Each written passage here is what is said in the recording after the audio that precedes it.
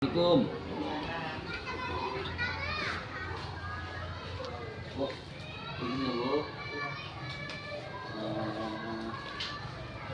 Kami dari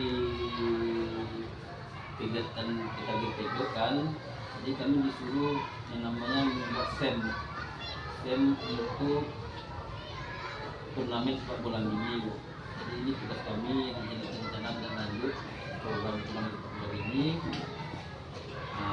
Jadi latar belakang kami mengadakan ini yaitu sport education model. Jadi suatu pendekatan pembelajaran pojok yang menawarkan pengalaman belajar bagi peserta didik yang lengkap dalam konteks kehidupan nyata dalam bidang olahraga. Jadi di sini kami nanti minta izin sama ibu. Ini akan kami sosialisasikan pada dewan guru dan teman sejawat untuk mengadakan program ini di kehidupan kita. Jadi saya sebagai hak serta pedagang pojok dari Kemendikbud BPD Riau minta izin sama ibu akan melaksanakan kegiatan di sekolah. Jadi yang mohon sama ibu untuk izin nanti akan kami presentasikan di depan teman-teman pada hari Sabtu jadwal pembelajaran kita di sekolah. Bagaimana Bu?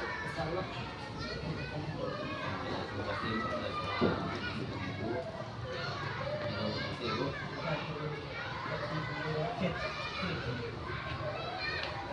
Bapak Ibu, saya minta waktunya sebentar karena lampunya mati.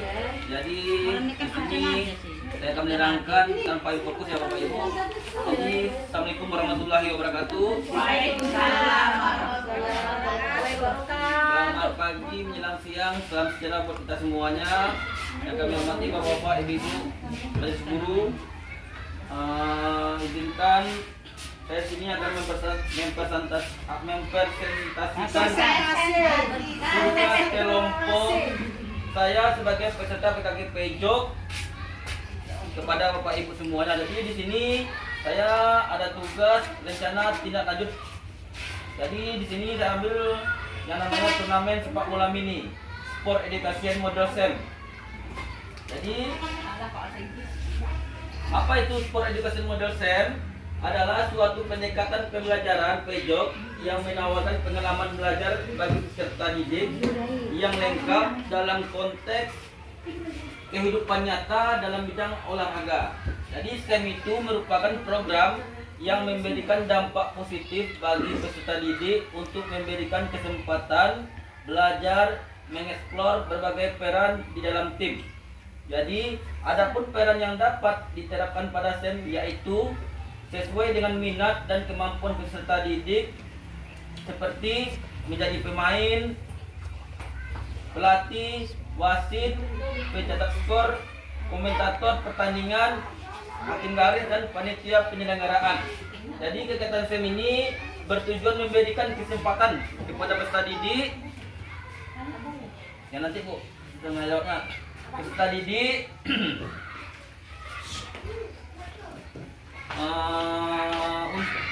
mempelajari kesempatan peserta didik mempelajari taktik, strategi, peraturan, keterampilan, kerjasama dan tanggung jawab melalui peran yang dipilih sesuai dengan kemampuan atau minat siswa. Jadi STEM juga dapat menguatkan kepemimpinan murid yaitu dan agensi dengan memberikan ruang dan keterlibatan peserta didik dalam memberikan suara, voice, pilihan, choice, dan kepemilikan, ownership. Jadi itu latar belakang SEM. Lanjut, tujuan program ini. Jadi program ini tujuannya adalah program kokurikuler. Ini bertujuan satu, terwujudnya peserta didik yang beriman, berakat mulia, terampil, kolaborasi, sehat, bugar, dan prestasi. Yang kedua, penerapan konsep belajar efektif di mana peserta didik terlibat langsung dalam kegiatan belajar aktualisasi kehidupan nyata pada peran yang dipilih dalam SEM. Ketiga, meningkatkan pemahaman peserta didik tentang olahraga dan memfasilitasi mereka mengembangkan pengetahuan, keterampilan, serta nilai-nilai sosial berdasarkan peran yang dipilih. Keempat, meningkatkan motivasi kreativitas dalam pembelajaran. Jadi itu tujuan program kita. capaiannya ada sini capaian dan tujuan, langkah-langkah hasil yang diterapkan dan perannya. Lanjut. Di sini struktur program dan rekan sejawat dalam komunitas belajar.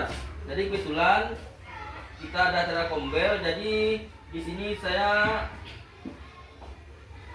ikut berkecimpung dalam yang namanya mengikuti kegiatan STEM kita ini, yaitu satu kegiatan ini merupakan sebuah program kegiatan kurikuler di sekolah, di mana kegiatan pembelajaran dilakukan di luar kelas untuk menguatkan dan memperdalam mata pelajaran yang telah dipelajari dalam kegiatan ekstrakurikuler.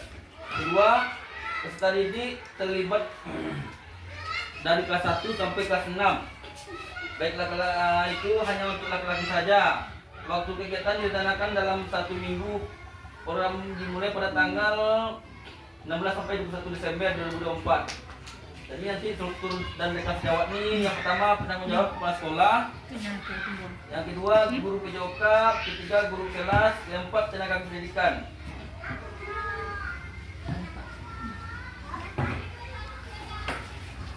Jadi rencana dan evaluasinya di sini tahap implementasi STEM dalam pembelajaran yang akan dievaluasi. Untuk evaluasi keseluruhan akan dilakukan pada akhir kegiatan, yaitu evaluasi dan refleksi penerapan STEM. Adapun yang dievaluasi sebagai berikut.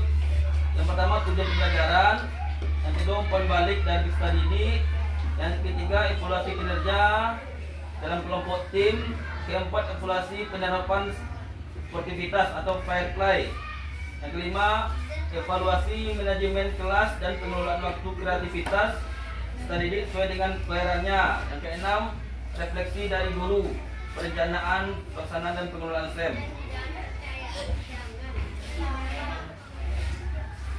Jadi hanya itu yang dapat saya sampaikan kepada bapak-bapak, ibu-ibu, rekan sejawat, guru untuk tugas kami dalam PKG Pejok.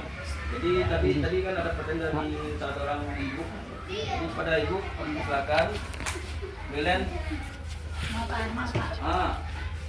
Kan itu tingkatan dari apa dan bagaimana cara pembelajarannya di dalam PJOK tersebut. STEM itu adalah Sport Education Model. Jadi model pembelajaran ini bertujuan untuk anak-anak kita supaya dia mandiri. Jadi tujuannya satu pendekatan pembelajaran PJOK yang menawarkan pengalaman belajar bagi peserta didik yang lengkap dalam konteks kehidupan nyata dalam bidang olahraga. Contohnya gini Bapak Ibu. Contohnya nanti kita akan mengadakan turnamen mini lah antara nggak usah lagi yang lebih luas, lingkungan sekolah kita aja lah, dari kelas 1 sampai kelas 6 misalkannya.